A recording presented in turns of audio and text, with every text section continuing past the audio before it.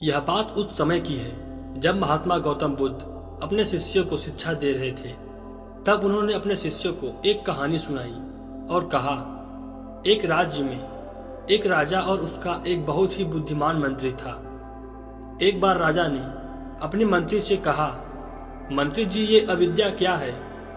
मंत्री ने कहा, महाराज, इस सवाल का जवाब देने के लिए मुझे 4 दिन की छुट्टियां चाहिए। तो राजा ने पूछा कि छुट्टियां क्यों चाहिए? मंत्री ने कहा, महाराज, मैं परेशान हो गया हूँ आपके सवाल का जवाब देते देते। दिमाग थक गया है, दिमाग को थोड़ा आराम चाहिए। 4 दिन के पश्चात जब वापस आऊंगा तो पक्का बताऊंगा कि ये अविद्या क्या है। राजा ने कहा, जैसी तुम्हारी इच्छा। मंत्री को 4 दिन की छुट्टियां मिल गई। वो घर गया और घर जाने के बाद सीधा मोची के पास गया और मोची के पास जाकर के बोला, एक ऐसी शानदार जूतियां बनाओ जिसे जो देखे देखता रह जाए। तो मोची ने बोला, कैसी बनानी है? थोड़ी नाप आप तो बताओ। मंत्री ने बोला, नाप वाप कुछ नहीं है, बस बना दो और तुम्हें जितना वक्त लेना है ले लो, लेकिन याद रहे थोड़ी शानदार हो, क्योंकि उसमें हीरे जवाहरात जड़ने हैं और सोने चांदी के तारों से सिलाई करनी है। ऐसी जूतियां बनानी है जिसे देखने के बाद लोगों के मुंह से बस वाह वाह निकले। तो मोची ने कहा, जनाब, बनवा किसके लिए रहे हो? मंत्री ने कहा, ज्यादा सवाल जवाब मत कर और बनाने के बाद तुम ये भी भूल जाना कि इसको तुमने बनाई है। मोची ने कहा, मंजूर है। 3 दिन के बाद मोची ने जूतियां बना दी। फिर मंत्री गया, पैसा दिया और उसे फिर से कहा कि किसी को बोलना नहीं कि ये तुमने बनाई है। फिर मंत्री ने एक जूती को अपने घर में जाके रख दिया और दूसरी जो जूती थी उस जोड़े की, उसे ले जाकर के मस्जिद में फेंक दिया। सुबह सुबह जब मौलवी साहब नमाज पढ़ने के लिए वहां पहुंचे तो उन्हें वो जूतियां दिखाई दी जिसमें हीरे जवाहरात जड़े हुए थे, सोने चांदी की तारों से सिलाई की हुई थी।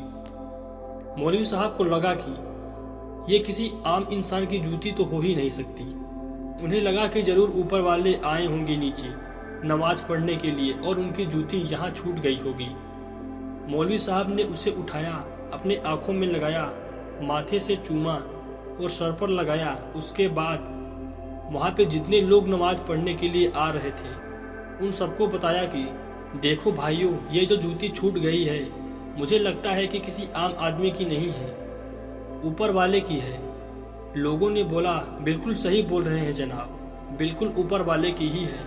हर किसी ने वही किया, सबने चूमा, माथे पर रखा। उसके बाद ये बात जंगल में आग की तरह पूरे राज्य में फैल गई। ये बात राजा तक पहुंची। राजा ने बोला कि उस जूती को हमें ला करके दिखाई जाए। जूती ले जाई गई। राजा ने देखा तो बोला, बिल्कुल सही, ये किसी आम इंसान की तो हो ही नहीं सकती, ये जरूर ऊपर वाले की ही है। ऊपर वाला नीचे आया होगा, नमाज पढ़ी होगी और जूती छूट गई होगी। उन्होंने भी वही किया, माथे से लगाया, आंखों में चूमा, सर पर रखा। उसके बाद राजा ने कहा, ये बहुत ही नायाब जूती है, इसको ले जाकर के अच्छे स्थान पर रख दो और पूजा करो। राजा का आदेश माना गया। इधर 4 दिन की छुट्टियां मंत्री की खत्म हो गई थी। मंत्री वापस आया, उसका चेहरा उतरा हुआ था। राजा ने पूछा, क्या हुआ? तुम तो ऐसे लग रहे हो जैसे कि घर में किसी की मौत हो गई हो।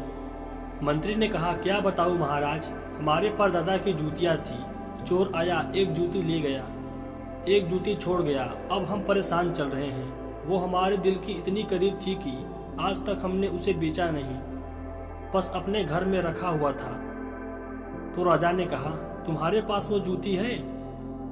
मंत्री ने कहा, हाँ जी, हाँ है, अभी आपको दिखाता हूँ। तो मंत्री ने जूती दिखाई। राजा का माथा ठनक गया। राजा ने कहा, वो जो जूती रखवाई गई है उसे मंगवाओ।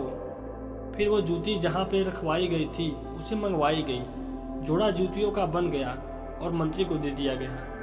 फिर महात्मा गौतम बुद्ध ने अपने उस शिष्यों से कहा, यही अविद्या है। न राजा को कुछ पता था, ना उन लोगों को पता था, और ना जिनको मिली उसको कुछ पता था। सब बस भेड़ चाल में चले जा रहे थे। इसे ही अविद्या कहा गया है। महात्मा गौतम बुद्ध की इस कहानी से हमें यह प्रेरणा मिलती है कि जब तक किसी चीज के बारे में हमें पूर्णतः जानकारी ना हो तब तक उस चीज के पीछे हमें नहीं भागना चाहिए। किंतु आज के लोग किसी चीज को पूरा जाने बिना ही उसके पीछे पीछे भागने लगते हैं।